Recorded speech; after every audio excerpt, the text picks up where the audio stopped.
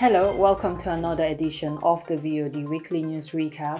I am glorious Haddjatou Njie. Good evening. Now let's look at the Gambia across our borders and international headlines.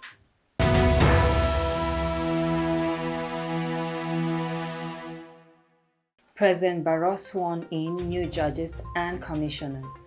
The Ministry of Trade discourages the increment of cost of bread. The Gambia and Equatorial Guinea signs accord to build diplomatic ties and establish trade links. The Gambia Prison Service briefs the press.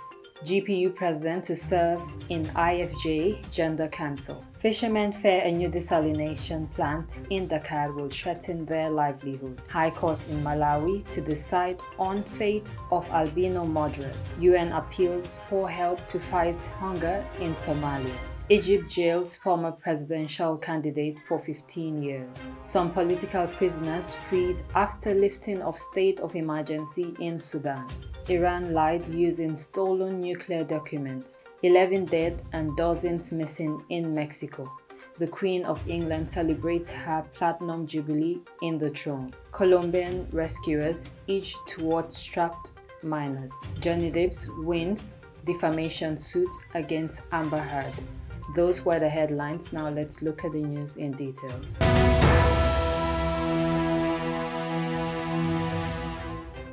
President Adama Barrow presided over the swearing-in of 2 judges and a new commissioner of the Independent Electorate Commission, IEC. The 2 sworn-in judges are Nasise Salawada, the president of the Court of Appeal of the Gambia, and Omar Njie, a justice of the Supreme Court of the Gambia, while the sworn-in IEC commissioner is Hadis Sidat Joe, judge. Speaking shortly after the swearing-in, President Barrow said his government is aware of the key role the judiciary plays in the quest of a stable and progressive nation, wherein it upholds the rule of law, and all are equal before the law. Barrow said the elevation of Justice Omar Njie now raised the number to 6 Gambian Supreme Court justices appointed by his government since 2017. The head of state added that there is no doubt that his government has delivered on its promise to Gambianize the judiciary, which is the only way to minimize the country's dependence on external judges for the operation of our judiciary. President Barrow expressed optimism that with the equal of judges in the country's Supreme Court, the judiciary would continue to uphold the doctrines of the noble profession by acting with honesty, independence, impartiality, and integrity in the discharge of their duties. Meanwhile, Justice Omar Njie, speaking on behalf of his colleagues, thanked President Barrow for accepting and acting on the recommendation of the chairman and members of the Judicial Service Commission to appoint them as Justice of the Supreme Court of the Gambia and the President of the Court of Appeal of the Gambia.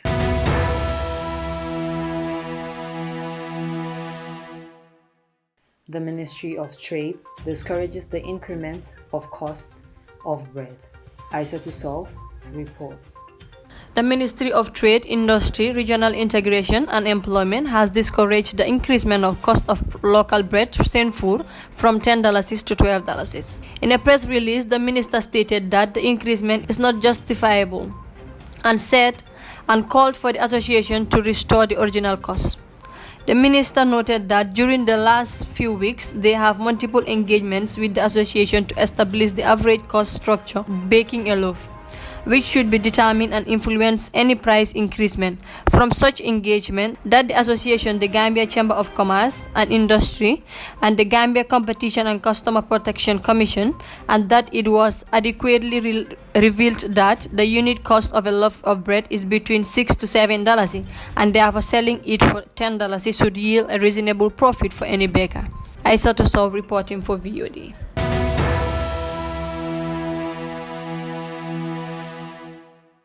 The Gambia and Equatorial Guinea on Sunday, 29 May 2022, signed 4 bilateral agreements to establish diplomatic and trade links between the two countries. in a ceremony at the President Palace in Malabo. The agreements are the joint communique on the establishment of diplomatic relations between the Gambia and Equatorial Guinea, Cooperation Framework Agreement between the Gambia and Equatorial Guinea, MOU on diplomatic consultations between the foreign ministers, and agreement on reciprocal exemption of visa holders of diplomatic and service passports. The Cooperation Framework Agreement established the Joint Commission of Economics, Commerce, Scientific, and Technical Cooperation. During the ceremony, President Adama Barrow and his counterpart, His Excellency Theodore Basago, President of the Republic of Equatorial Guinea, affirmed the mutual benefits of establishing relations between the two countries would yield. President Barrow said the two countries could gain a lot when they work in partnership to exploit their natural resources for the benefit of their people. He said Equatorial Guinea has a lot of natural gas and the Gambia could benefit from their expertise. He added that he would send a ministerial delegation soon after returning to Banjul to start implementing the agreements. President Basago said Equatorial Guinea and the Gambia could leverage each other's potential for mutual benefits. He said Equatorial Guinea consumes a lot of granite, which it does not produce and can purchase from the Gambia.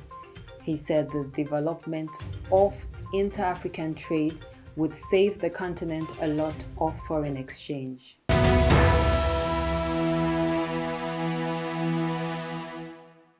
The Prison Service Department held an emergency press briefing regarding the recent escape of two prisoners from the country's central prison, Mile 2, and to set out some facts about the escape that was circulating on social media last Friday, 28 May 2022. Hosting the briefing, the Deputy PRO, Haddjatou, said they agreed that there was a prison escape but not a prison break as claimed, as no such thing was visible, contrary, he stated. Two inmates escaped from the prison and one prison officer was injured, and we are now in search of the two inmates, he disclosed. Haddjatou further laid emphasis on the misinformation and lack of verification pointed at one of the online media outlets, What's on Gambia, accusing them of confusing the public and spreading false information. He concluded by debunking the online media outlet's statement that said there was a prison break at Mile 2 and so many notorious criminals escaped.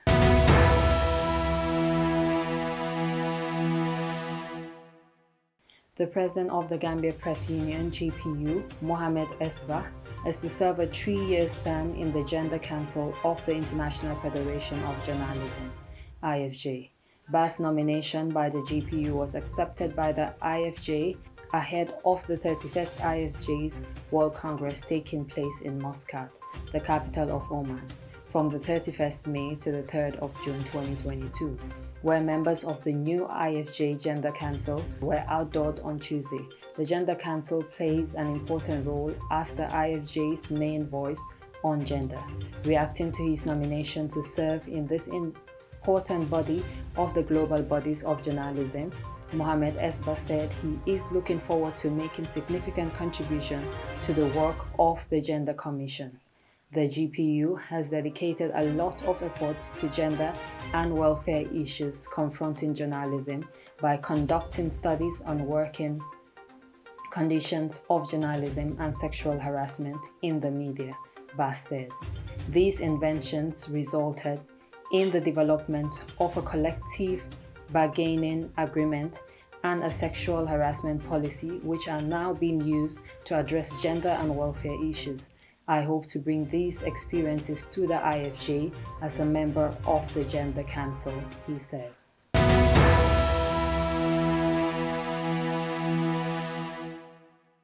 Now let's look at the news across our borders.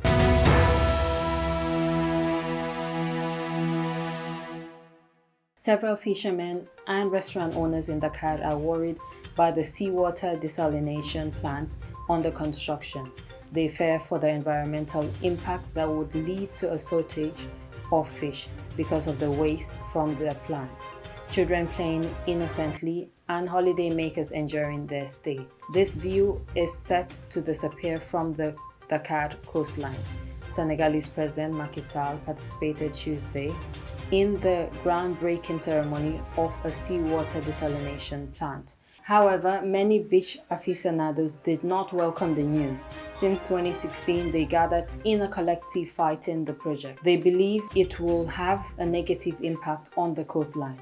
Authorities urge the desalination plant will put an end to the water storage that pledged the lives of inhabitants of Senegalese semi-arid capital. However, the plumbing station is set to be installed on the beach. Business owners are not the only ones worried by the desalination plant. If the plant should have a capacity of 100,000 a day, fishermen fear because of the waste from the plant, they may suffer a shortage of fish.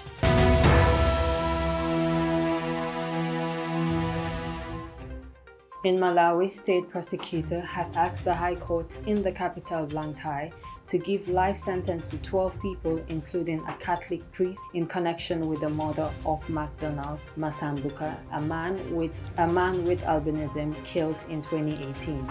Insofar as we are concerned, life sentence is what we are praying for, and we are hoping that the court would see merit in our submissions, said senior state lawyer Piramini. 5 out of 12 defendants were found guilty of killing 22-year-old McDonald Masambuka during a crime spell that resulted in 40 murders and 145 assaults on people with the condition. Yes, indeed, there was some bit of planning around the evidence as it showed in court, but we're still of the view that these are not as serious to warrant the maximum sentence for these ones, as unfortunate as the case is, but we are of the view that maybe a maximum sentence is not appropriate, urged Masanku, Director of Legal Aid Bureau, a Catholic priest, Masambuka's brother, a policeman, and an hospital employee were found guilty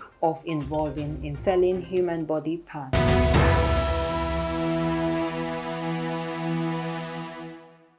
UN appeals for help to fight hunger in Somalia. Haddjatou Njie reports. It's a devastating outlook for millions of people affected by drought in Somalia, was the warning left by the UN humanitarian coordinator for Somalia. The alarm came on Tuesday as officials visited the camp for internal displaced people in the Mobane district. The situation is extremely grim and 7.1 million people are to be affected by the drought situation before end of this year. Unless we scale up and set up our response, unfortunately many people, including at least 370,000 children, will perish before the end of the month, June, which is next month. So that tells you how drained the situation is, said Adelmola, UN humanitarian coordinator for Somalia. Somalia faces a growing crisis resulting from the combination of drought and the effects of the war in Ukraine. Nearly all the wheat sold in Somalia come from Ukraine and Russia, which have held export through the Black Sea since Macron launched an offensive against its neighboring on February 24th. Haddjatou Njie reporting for VOD.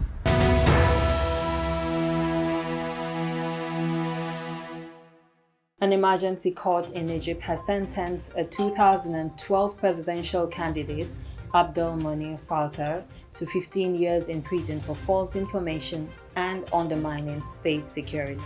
In the statement announced on Sunday, there are 24 other Islamic opponents, a judicial source said, amongst them Mahmoud Ezzat, former Supreme Guard of the now banned Muslim Brotherhood, already sentenced to life imprisonment for espionage, and the N2 of Mr. Abal Falcher's Maskuria party, Mohammed Al-Kiwaz. Mr. Abal Falcher was arrested on his return from London, where he had granted interview criticizing the government and calling for a boycott of the presidential election, the returned Abdel Fattah al-Sisi. In 2012, however, he was a candidate in the election won by the Muslim brother Mohammed Morsi's, overthrown by Mr. Sisi's.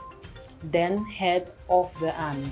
A year later, Mr. Abal Falter, placed a terrorist list and whose assets have been quested for 4 years, was charged with membership of an illegal organization before an anti-terrorist court.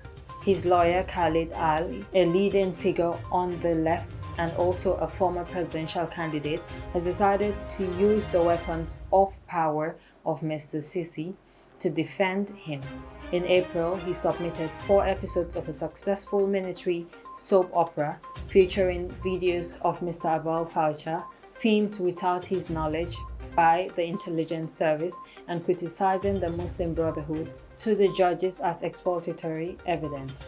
Amnesty International, which recently said Egypt held the world record of death sentence with more than 350 in 2021, denounced the verdict, calling it a total unfair political trial, saying the convicts has been subjected to torture and ill treatment in detention and calling on Mr. Sisi to release them. Mr. Abal Falter, aged 70, has been deprived of medical care for years, the human rights NGO added.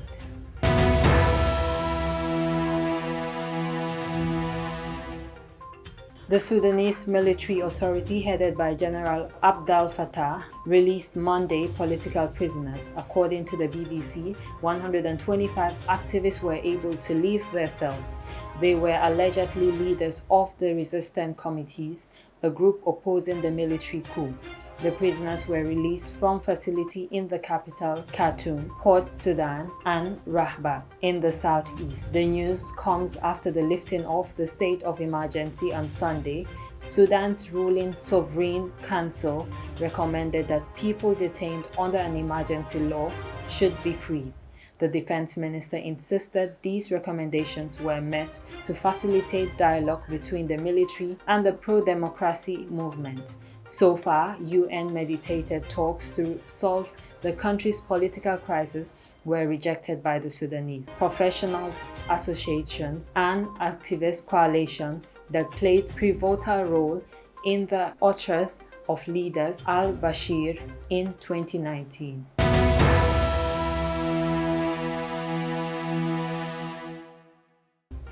Now let's look at the international news in details.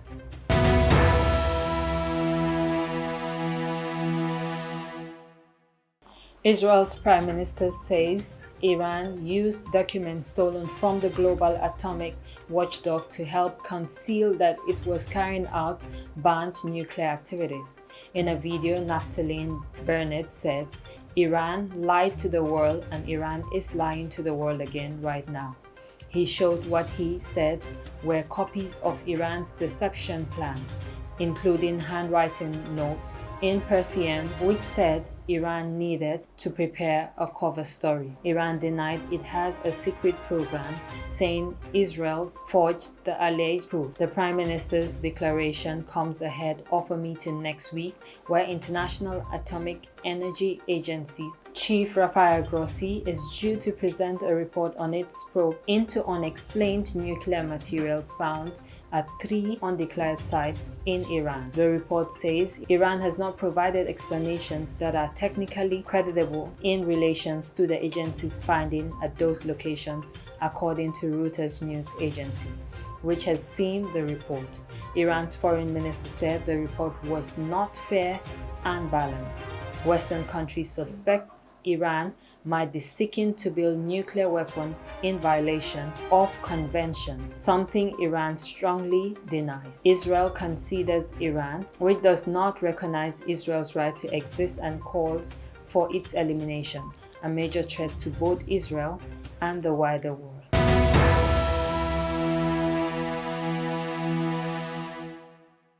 Eleven people are dead and more than 20 missing after Hurricane Agatha struck Oaxaca State in Mexico, the state's governor said. Agatha made landfall on Monday as a Category 2 hurricane, the strongest to hit Mexico's Pacific coast in the month of May since records began in 1949. Heavy rain brought by Agatha triggered landslides and flash floods. Most of the victims were swept away by rivers or buried in mudslides. Agaha arrives on Mexico's coast near Puerto Angel with wind gusts to up to 169 kilometers per hour, but lost strength as it moved inland. However, territorial rains caused rivers to overflow and mountain sides to give way. Oaxaca Governor Alejandro Morax said that at least 5 people had been swept away by rivers. Villages in the mountains are amongst those worst hit. The mayor of Santa Catrina, which is located at the height of almost 2,000 meters, said that there's been much destruction. We're cut off, there's no power, the roads are damaged and several houses have been destroyed, Mayor Ramos said. Town officials said the main bridge had been destroyed and Santiago could only be reached by air. They added that 6 residents have been killed and 10 were missing. Scientists from the U.S. Weather Service have predicted a very active hurricane season for this year and above average numbers of named storms, hurricanes and major hurricanes.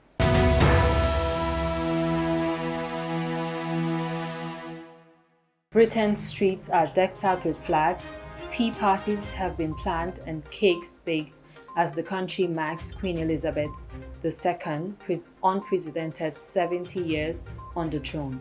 The country hailed its highest popular monarch with 4 days of pageantry and parties as she becomes the first to celebrate an anniversary billed as the Platinum Jubilee.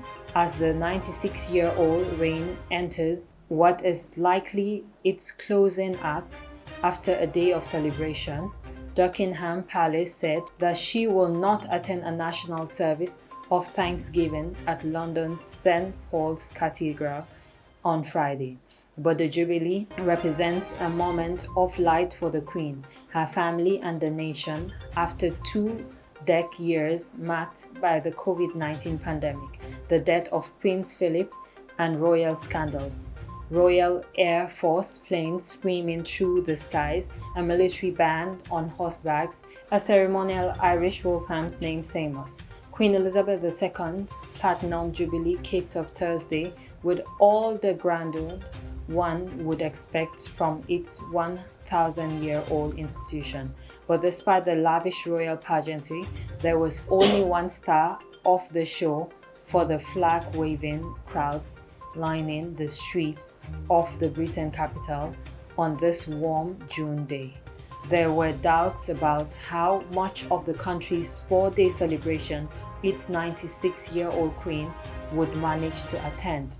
On Thursday, she was greeted with rapturous cheers and applause as she made 2 smiling appearances at the framed Buckingham Palace balcony.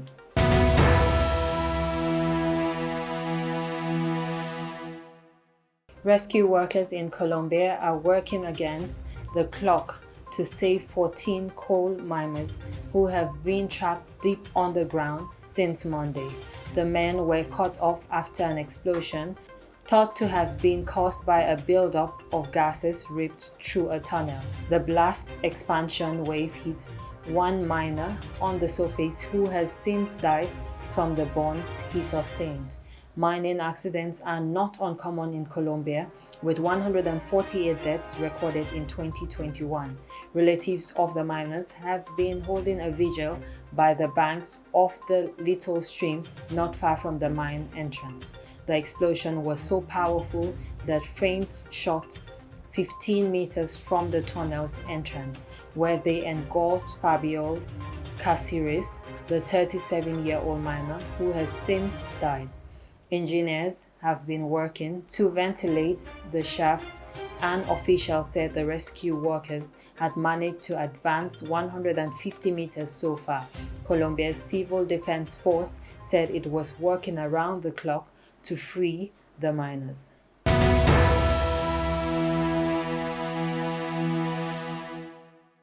Johnny Depp won a defamation suit Wednesday against his former wife, Amber Heard, after a jury found that she had defamed Debt in saying that he had abused her over the course of their relationship.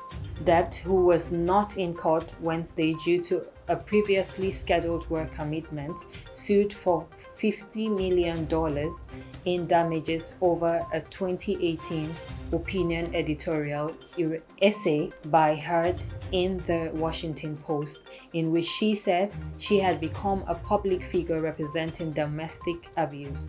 Although the essay never mentioned Debt by name, his attorney said it indirectly referred to allegations she made against him during their 2016 divorce. The jury unanimously found that Heard could not substantiate her allegations against Debt and that she knew her claims of abuse were false when she published her 2018 essay. The jury determined that Heard acted with actual malice when writing her opt. The jury awarded Debt $10 million in compensatory damages and $5 million in punitive damages in his defamation suit. Fairfax County Circuit Court Judge Pernit reduced the punitive damages the jury awarded to Debt to $350,000, which is the state's statutory cap or legal limits, making his total damages $10.4 million. From the very beginning, the goal of bringing this case was to reveal the truth, regardless of the outcome, Depp said in a statement Wednesday. Speaking the truth was something that I owe to my children and to all those who have remained steadfast in their support of me. I feel at peace knowing I have finally accomplished that. Depp said that the jury gave me my life back. I am truly humbled. That's all we have for you today. Until we come your way again, I am Glorious Haddjatou Njie on the VOD Weekly News Recap. Thanks for watching and have a good evening.